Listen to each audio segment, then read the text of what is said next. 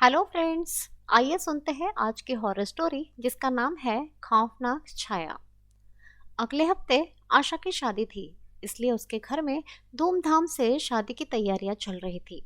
आशा के घर वाले थोड़े गरीब थे, पर लड़के वाले ठीक ठाक रईस थे। जिन अंकल ने लड़का दिखाया था वो आशा के पिता को भी अच्छी तरह से पहचानते थे। उन्होंने ही बताया था कि लड़के वाले रईस है और आशा उनके घर में खुश रहेगी।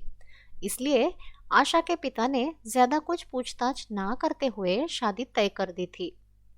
कुछ दिन बाद शादी हो गई और आशा दुल्हन बनकर अपने पति दीपक के साथ उसके घर में आ गई। शादी के बाद 15 दिन तो एकदम खुशी खुशी निकल गए और एक दिन आशा को पता चला कि उसके पति इंडिया से बाहर जॉब के सिलसिले में जाने वाले हैं। बेचारी करती तो क्या, 3-4 दिन में दीपक अपना सामान लेकर सऊदी अरेबिया चले गए और आशा अकेली ही अपने सास ससुर के साथ उनके ससुराल में रहने लगी। एक दिन रात को जब वो अपने कमरे में अकेली सोई थी, तभी अचानक कमरे का फैन जोर जोर से आवाज करते हुए चलने लगा। फैन की आवाज की वजह से आशा की नींद खुल गई। उसने उठकर फैन का स्पीड कम किया और वापस से सो गई। थोड़ी देर के बाद फैन की स्पीड अपने आप बढ़ गई और वापस आवाज की वजह से आशा की नींद खुल गई। अब आशा को डर लगने लगा कि ये क्या हो रहा है। थोड़ी देर पहले ही उसने उठकर फैन का स्पीड कम कर दिया था, फिर अचानक कैसे बढ़ गया। उसको लगा शायद नींद की वजह से वो स्पीड कम करना भूल गई होगी, इसलिए उसने वापस जाकर फैन का स्पीड कम किया और वो बेड पर आकर बैठ गई। डर के मारे अब उसे नींद नहीं आ रही थी, इसलिए उसने अपनी चद्दर सिर तक ओढ़ ली और सोने की कोशिश करने लगी। थोड़ी देर बाद उसे महसूस हुआ कि उसके बाजू में बिस्तर पर कोई लेटा हुआ है। आशा जिस करवट लेटी थी वैसे ही लेटी रह गई। उसे समझ में ही नहीं आ रहा था कि अब वो करे तो क्या करे। खुद को समझाने के लिए उसने सोचा कि शायद ये भी उसका वहम हो सकता है, लेकिन थोड़ी देर बाद उसे फिर से वही अनुभव हुआ कि जैसे बिस्तर का गद्दा दब रहा हो और बाजू में लेटा हुआ कोई करवट बदल रहा हो। इस एहसास से आशा के रोंगटे खड़े हो गए। वो बहुत ज्यादा डर गई पर कुछ न कर पाई। थोड़ी देर में बहुत हिम्मत जुटाकर वो बिस्तर से अपना फोन ढूंढने लगी। फैन का अपने आप चलना और किसी की मौजूदगी को महसूस करना एक अकेली महिला को डरा देने के लिए काफी था। आशा पढ़ी लिखी थी, इसलिए वो इस घटनाओं के ऊपर विश्वास कैसे करती। फिर वो सोचने लगी शायद फैन का रेगुलेटर भी तो खराब हो सकता है, इसलिए उसने फैन बंद किया और फिर सोने की कोशिश करने लगी। पर उसे तुरंत नींद नहीं आई और थोड़ी ही देर में वापस से फैन अपने आप जोर जोर से चलने लगा और आवाज करने लगा। अब की बार आशा बहुत ज्यादा डर गई। इस एहसास से तो आशा के रोंगटे खड़े हो गए। वो समझ ही नहीं पा रही थी कि ये सब क्या हो रहा है। ये सचमुच उसके साथ हो रहा है या फिर नहीं। बहुत हिम्मत जुटाकर वो बिस्तर से उठी और पीछे पलटकर देखा। वहां कोई भी नहीं था, लेकिन जब उसकी नजर गद्दे पर पड़ी तो आशा का दिल दहल गया। गद्दा नीचे की ओर दबा हुआ था और ऐसे दिख रहा था जैसे उस पर कोई इंसान लेटा हुआ है। वो पूछना चाहती थी पर खौफ और डर के मारे उसके हलक से आवाज तक नहीं निकली। दिल की धड़कन बहुत तेज हो चली थी। घबराहट में उसने तकिया उठाकर उस जगह पर फेंका जहां पर गद्दा दबा हुआ था।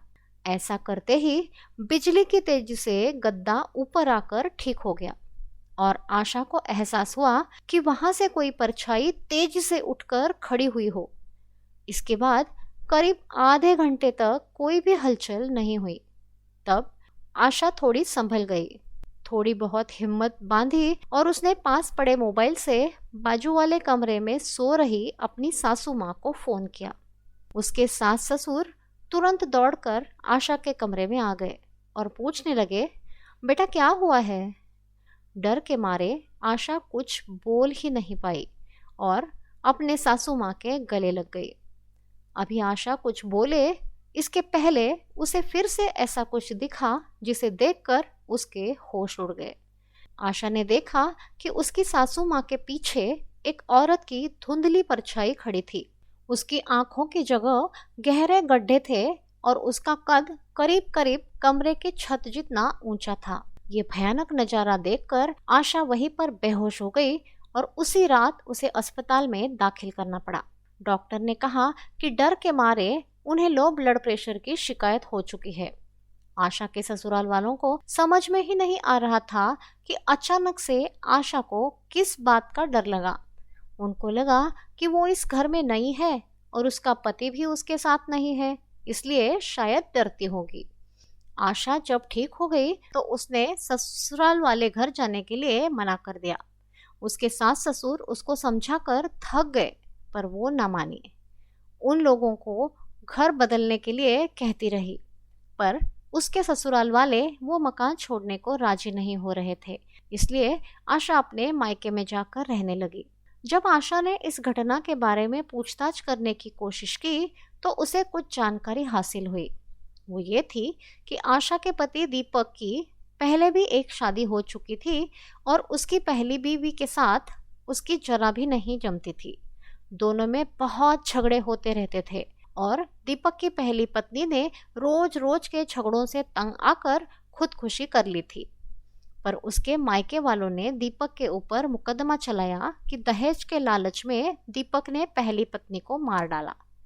बदनामी के कारण दीपक अपने माँ बाप के साथ दूसरे घर में आकर रहने लगा था। आशा के परिवार वालों को शादी से पहले इस बात का पता ही नहीं चल पाया था, लेकिन इस भूतहा घटना के बाद जब आशा ने दीपक को आप बीती सुनाई तो उसने पहली पत्नी का राज उसके सामने खोल दिया। हालांकि उसका कहना था कि पत्नी को उसने नहीं मारा बल्कि उसकी पहली पत्नी ने खुदकुशी कर ली थी। अदालत में अभी भी ये मामला लटका हुआ है। इससे आशा समझ गई कि उसकी पहली पत्नी खौफनाक छाया बनकर अभी भी उनके परिवार में रह रही है। इस कहानी से हमें ये सीख मिलती है कि किसी भी अनजान व्यक्ति के साथ संबंध बनाने से पहले उसके बारे में अच्छी तरह से छानबीन करके जानकारी हासिल कर लेनी चाहिए, वरना आफत आ सकती है। धन्यवाद।